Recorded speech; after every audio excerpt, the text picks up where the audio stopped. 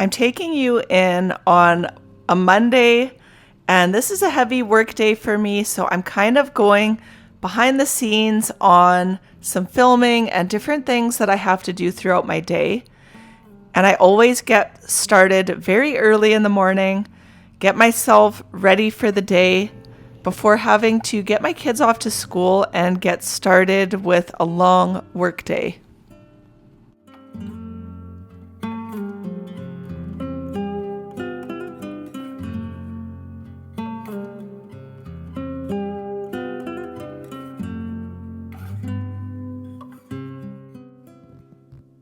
Being that it's a Monday, I am getting my kids ready to go to school, and they are teenagers, so I have two separate locations that I have to go to, and this is how we start every morning on weekdays.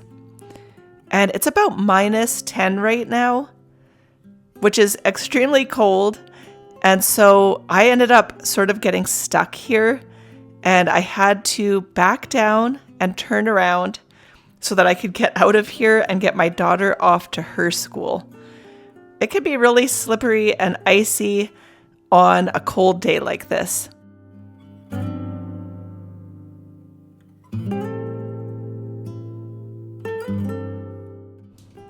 And now I'm ready to get back home and get to work. And I always get started with cleaning the house, because I feel like then I'm prepared for whatever else I have to do in the day. So I'm getting started with that, and the kitchen is clean. I'm just vacuuming, and then I'm gonna have a little coffee break because generally I get up really early, like around 5:30. So what really keeps me going is having a coffee break or some type of break in between the different kinds of work that I have to do throughout the day.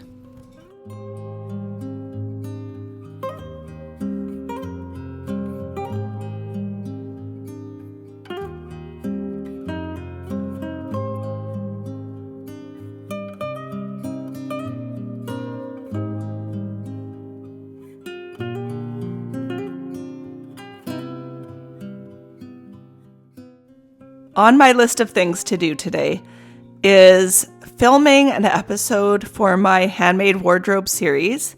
So I'm going to be setting up to do that. I'm also filming this episode that you're watching right now. And then I also have to do microgreens work. And this is farm work that I have to do.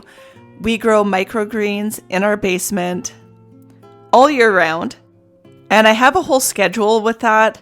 Today, I have to empty trays that have already cut microgreens and dirt in them, and then I have to wash the trays to prepare them for the next seeding. But first, before all of that, I'm going to have my luxurious coffee break and make myself a latte. And I just love this. It's kind of a ritual for me. And I can just sit down and relax. And what I plan on looking at today is the instruction manual for a brand new piece of sewing equipment that I found at the thrift store this past weekend, and I am so excited about it.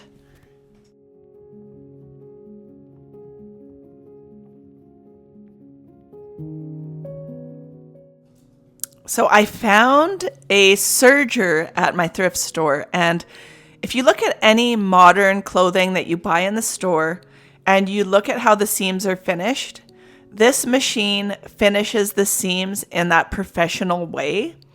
I've never used one before. I have no idea how it works. And I have seen these for sale at my thrift store before, but because I am really getting back into sewing right now, I thought to myself, why not? Why not give myself a new challenge, something new to learn? And it's always so good to challenge yourself with new things. I feel like it's good for your brain, it's good for your longevity, and I'm up for the challenge.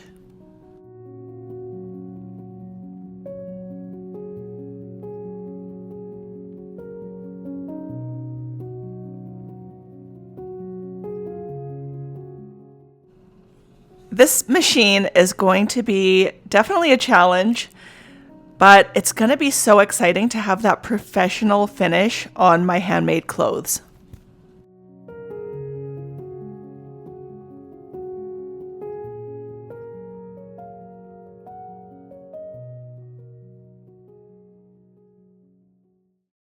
On my channel, I am doing a month of women's health awareness, and the sponsor of this is Yoniflex. Yoniflex is a pelvic floor trainer. I have struggled with my own personal issues when it comes to having a weak pelvic floor. And having a weak pelvic floor can lead to prolapse, which you really don't want to have happen to you. Childbirth is something that can weaken your pelvic floor muscles, but they can also be weakened in other ways, like squatting for long periods of time.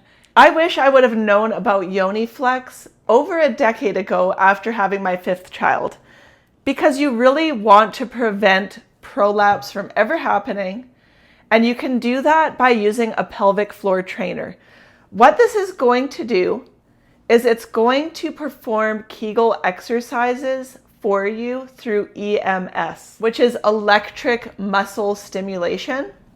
The pelvic floor trainer comes with a probe, and there are different probes that you can select on their website. And this is not limited to women. Men also experience incontinence and other issues, and a pelvic floor trainer can really help with that. So there are options for men on the website. The pelvic floor trainer comes with a quick start guide and all of the program options that you can do with this device. When you start using the pelvic floor trainer, you're going to be doing half-hour sessions every single day, and it's going to be performing 200 to 300 Kegel exercises for you, which would just be so difficult to do on your own. This has just been a life-saving device for me to get me back on track with my nighttime disturbance of having to get up and pee 3 to 6 times a night. After using this device for about 2 months, I'm down to only getting up about once a night. It's been miraculous for me, and it's helped in other areas as well. If you're interested in checking out the pelvic floor trainer, head down to my description box below, and there will be a code for you to get a discount, and you can go and check out their whole website. So thank you to Yoniflex for sponsoring today's video, and let's get back into it.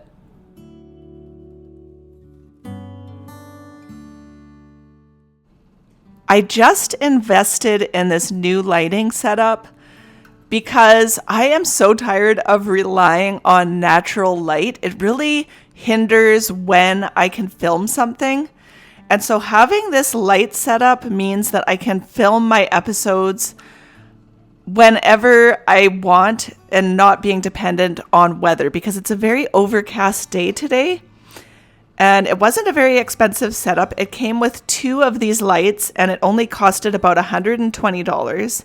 For now, I'm just using 1 light and getting used to setting it up and taking it down. But I feel like this is going to make a huge difference for me, because where I live, we have so many overcast days, and it just makes filming so difficult. It's just so dreary around here.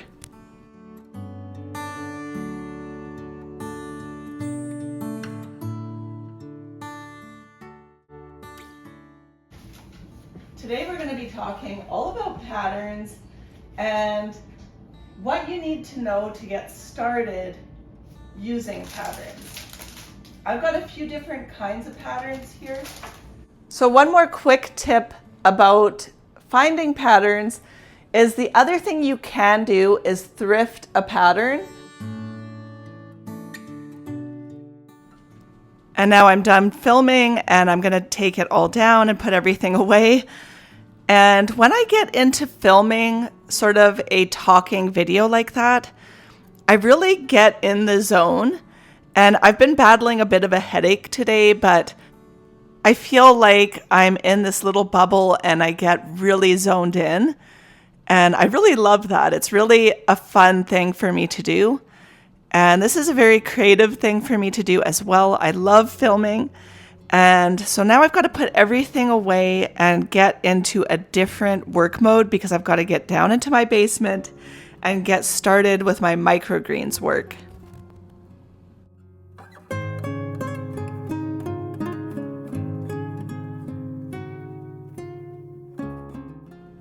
First, I'm just having a quick lunch and I'm just eating leftovers.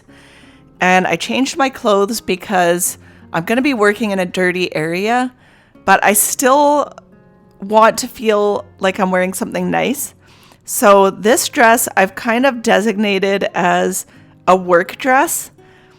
And I end up changing later on anyways because it's just so difficult for me because I do a lot of dirty work, but I still want to look nice. It's such a difficult thing for me.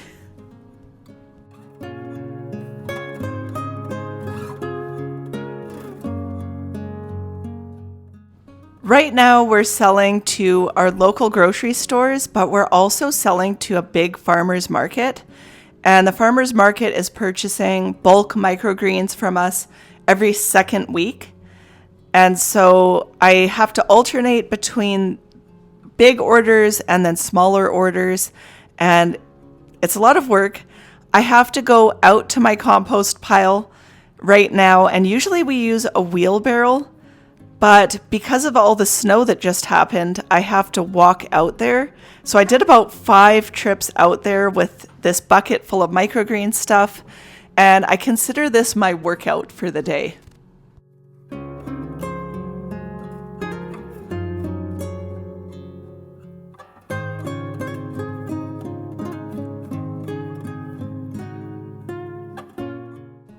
So now I've got several hours of work ahead of me because I have to wash all of these bins here, and then I have to wash a whole bunch of trays. And doing this in my one little sink is a bit of a challenge, but I still managed to get it done. And during the summer months, we do all of this work outside with a pressure sprayer, so it's so much quicker and easier. But in the winter, I have to do it indoors. And I always make sure that nothing goes down my drain, and I do have a drain stopper there. But this takes several hours of work, and so I usually put a podcast or music or YouTube, something to keep me busy. And now my husband just got home. He's been out since about 4 in the morning because we've had a bit of snow lately, so he's been out doing some plowing.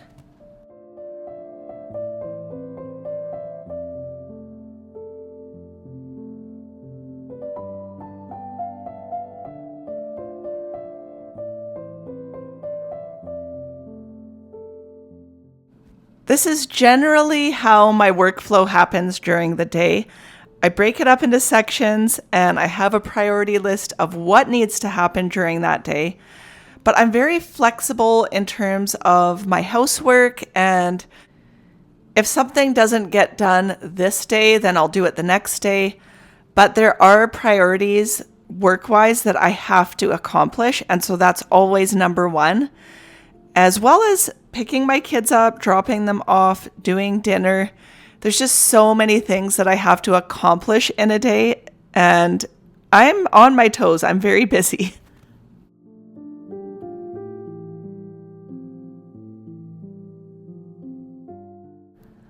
My daughter is doing certain days up at our local college because she's graduating this year, and they're getting her to go up there a few times a week.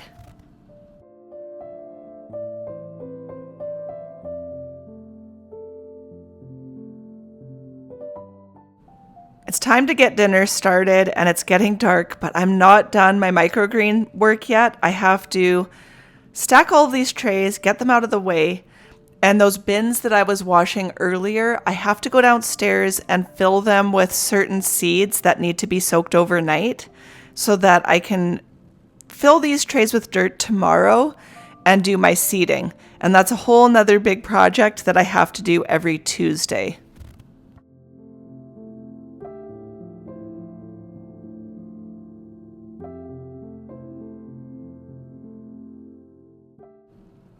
I have a whole rotation schedule for my microgreens. They take about 10 days to grow, and I harvest every single week, so I have to keep a certain rotation going. And in order to stay on top of my harvesting schedule and then our deliveries and getting it to the stores on time, I have to do specific things every day, and it's non-negotiable.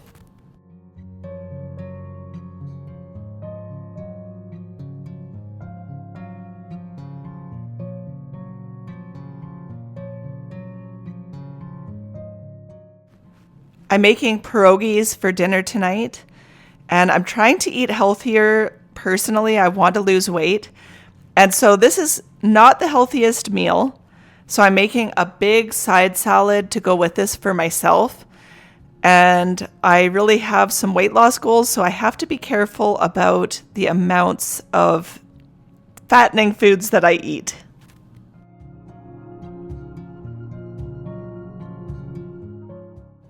Back to a little bit of housework. I really needed to switch some laundry around downstairs and get a new load going. And I just have to try to stay on top of all of the different things that I have going on, including YouTube. So there's just a lot of different hats that I wear throughout the day. And as you can probably see, I'm really starting to get exhausted.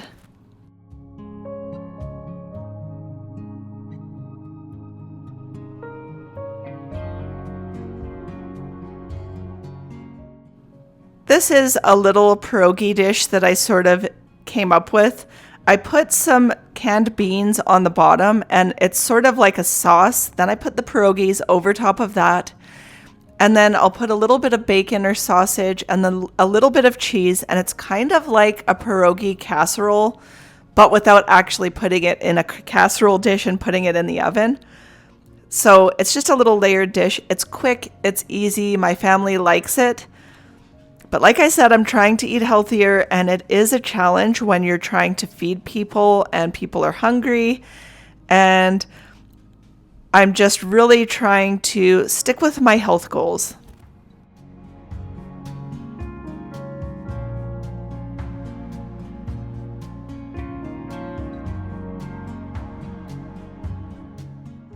It's been a really long day, and generally what I do is I make it up to dinner and then I kind of check out. I kind of feel done with the day. I don't want to do any more work.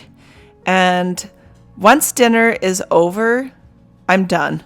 This is it for me. I'm getting my pajamas on and I'm just going to be laying in bed, watching Netflix, and doing absolutely nothing else.